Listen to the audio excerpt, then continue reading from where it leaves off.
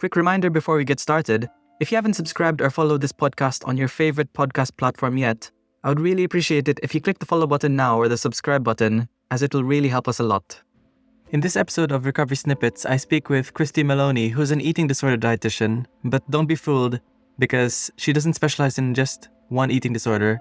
She specializes in many eating disorders, and she's full of knowledge. And in this episode of Recovery Snippets, I ask Christy, what are 2 quickfire tips to end binge eating? So let's jump into the snippet. For people who are struggling with binge eating, what are 2 tips you would give, quickfire tips to stop binging? I know we just went through a little bit earlier, but what are some 2 phrases or 2 tips you can give to people who are listening and they were expecting diet advice, but it's not about diet advice?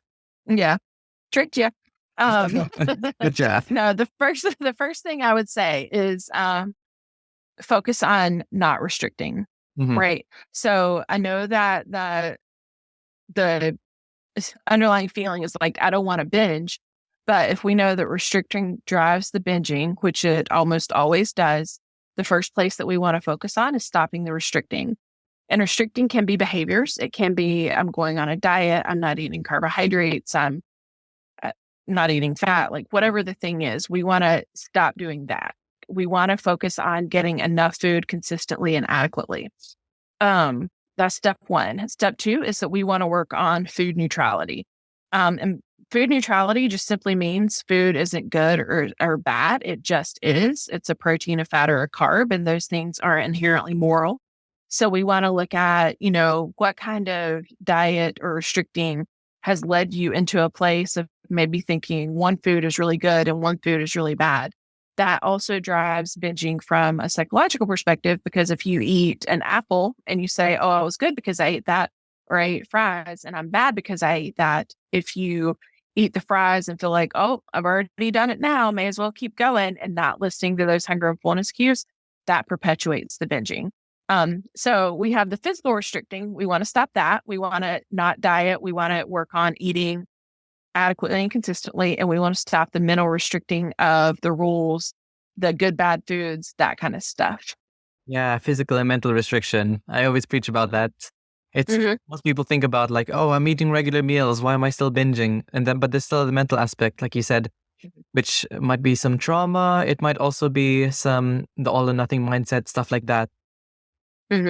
Yeah. Oh, absolutely. Yeah.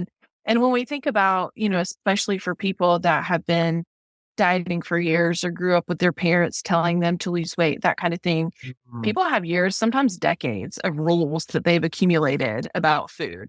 So it takes some undoing to do that. But if you can start looking at that through a critical lens and like, where did I learn that? That's when the magic starts to happen. Yeah. I remember my mom back then, she doesn't do it. She only did it for like maybe a week and then maybe just disappeared. But she used to say like, oh, you could only have dessert only if you eat all of your meals. And I'll be like, oh, I'm so full, but I want some dessert. And she'd be like, think about the kids in Africa. Like, you need to eat and make the most of it, because other people don't have this privilege of having food in their plates. Yeah.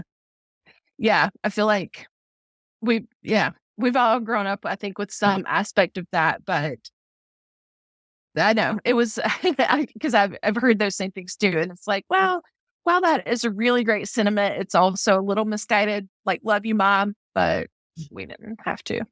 Oh, yeah. My mom's amazing, by the way. I think this is a generational thing, really. Oh, yeah. My mom, she was the same way for sure. Was she? How's she now?